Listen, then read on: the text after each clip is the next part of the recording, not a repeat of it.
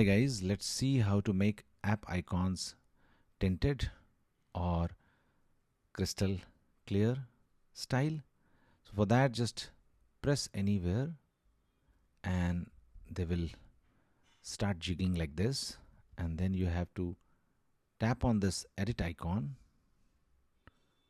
and now tap on customize,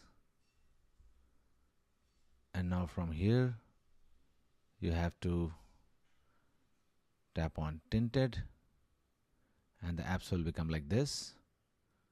You can also choose clear to make it like this. There are different mode also, light mode, dark mode, auto mode.